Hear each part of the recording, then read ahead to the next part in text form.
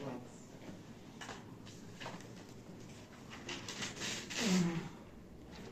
Algo bien importante en relación al VIH que se anda estudiando bastante es el paradigma compartido de la fisiopatología de la adaptación de la restricción, la respuesta inmunitaria y la ingeniería del escape del VIH.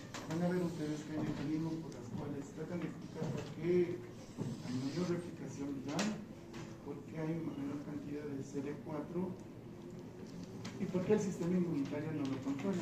Porque en teoría el sistema inmunitario debería ser capaz de controlar cualquier proceso infeccioso. Pero este VIH, el virus de la inmunodeficiencia humana, pues tiene muchas formas de evitar este sistema inmunitario. ¿Sí?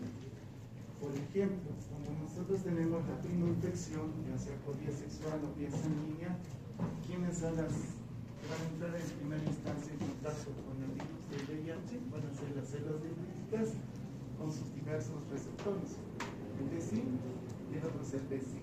¿Sí? Entonces, ¿qué van a hacer estas células dendríticas? Pues van a tratar. Ustedes saben que las células dendríticas son per se las células presentadoras de antígenos, ¿no? O sea, es el modelo. Pero es lo mismo acá. Actúa como una célula presentadora de antígeno, en este caso del VIH. ¿Sí? Y acá, lo que va a hacer el virus se va a introducir y acá por diversos mecanismos se va a empezar a replicar.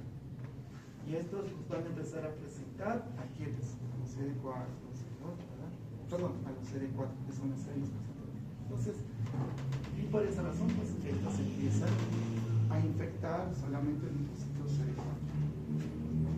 Y esas son las más afectadas, ¿no? ¿Sí? ¿Y cómo lo hace eso? Mediante esta proteína de superficie, que digamos que es la llave, la GP120, que es una receptor primaria del CD4, forzando un cambio de conformación radical que expone dominios ocultos. O sea, este virus de inmunodeficiencia primaria tiene esta proteína de superficie que de una u otra forma hace que se abra el CD4 y pueda ahí adentro replicarse por diversos mecanismos. ¿Sí? ¿Cómo lo hace? Mediante correceptores.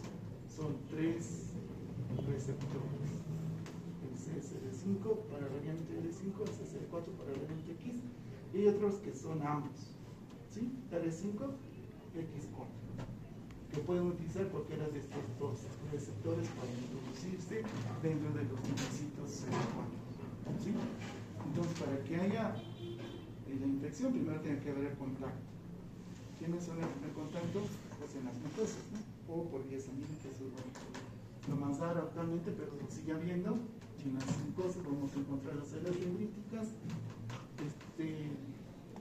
Este virus se va a anclar, se puede decir, mediante esta proteína con estos receptores. ¿Cuáles son esos receptores que se va a estimular? O hay otros que utilizan ambos. Entonces tiene 3 formas de poderse anclar este virus.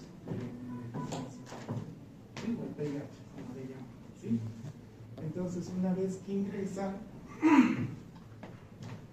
va a haber una retrotranscripción de ese RNA monocatenario, lo convierte en un ARN bicatenario que paulatinamente va ingresando, se integran, se transcriben mediante estímulos y recién ingresa hacia el núcleo, ¿no?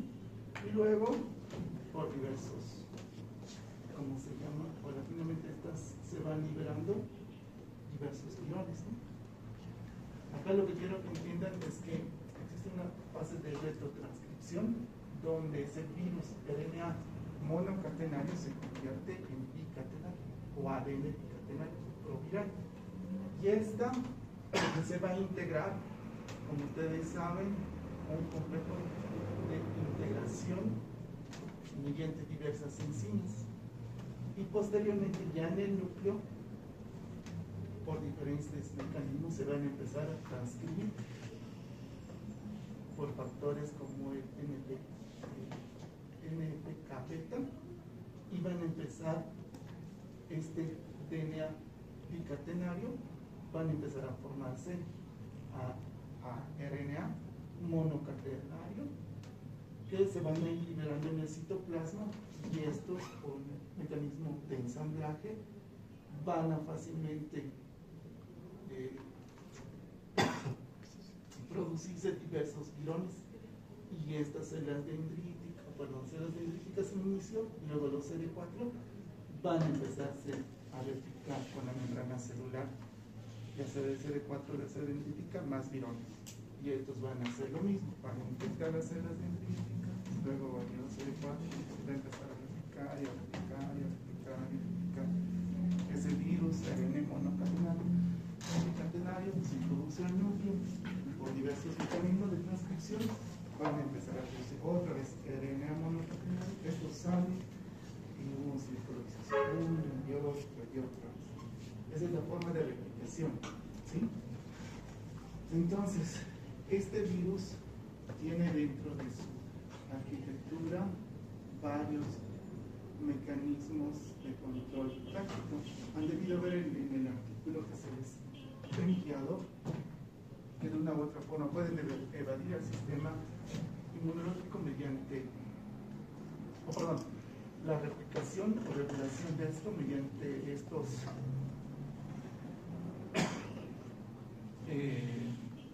mecanismos reguladores llamados TACS, BIF, NEF, BPU, BPR. Bueno, esto no se los voy a preguntar por si acaso, ¿ya? Pero tienen que saber que esto de una u otra forma acelera la replicación. Mira, por ejemplo, el TAC acelera el máximo de la transcripción, acelera más rápidamente la transcripción. El otro, el BIF, destrucción de la factor antiviral. Como ustedes saben, el sistema inmunológico tiene varias factores que hacen que destruyen los virus, pero este lo enlentece.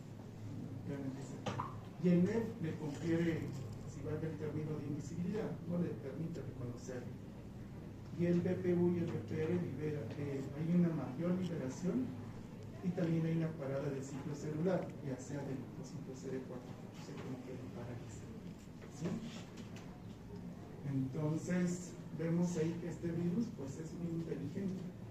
Comenta su replicación, sé que los linfocitos CD4 no se dividan o evaden el sistema inmunológico con la destrucción del factor viral que está ahí.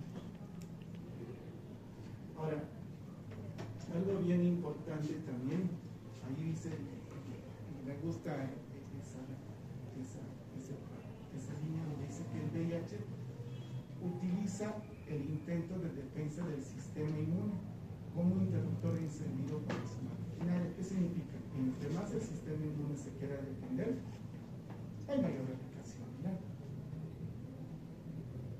¿Sí? Por eso dice, hay un estado de reposo.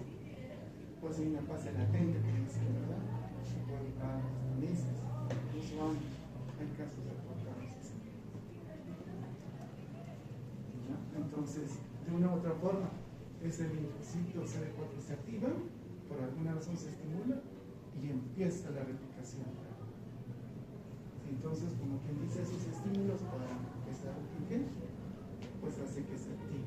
¿Sí? Ahora, ¿cuál es cómo los linfocitos CD4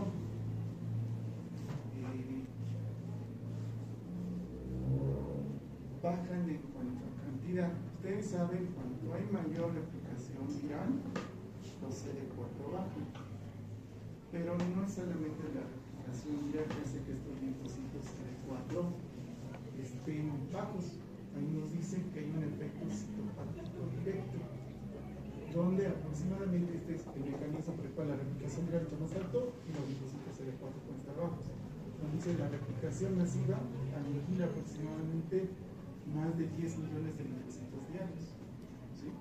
Pero hay otro que es la apoptosis, donde de una u otra forma, ya sea por estímulo de apoptosis celular propias o por estimulación del virus, también pueden hacer destruir al linfocito CD4. O el bloqueo regenerativo. ¿Qué significa eso? Que de una u otra forma se está suprimiendo la activación y la proliferación de estos linfocitos, ya sea a nivel del túmulo meduloso. O sea, por alguna razón no hacen que se repliquen en esos lugares. ¿No? O el fuego amigo que dice la destrucción de los CD4 infectados por parte de los propios linfocitos CD4, CD8. ¿Qué significa eso? Ustedes saben que el linfocito CD4 está infectado, ¿verdad? Ahí es donde se queda. Entonces el CD8 trata de destruir. Igual se están destruyendo los CD4. O el secuestro linfático, donde va a haber una alteración de la redistribución, atrapamiento de linfocitos en torno a las células dendríticas. También ustedes van a ver que cuando hay la primera infección, ¿dónde se depositan o dónde están en estado de reposo? En los órganos linfóides. Si tengo, digamos, infección latente de VIH, no tengo por decir una adenopatía, tengo una biopsia, probablemente hay esas componentes.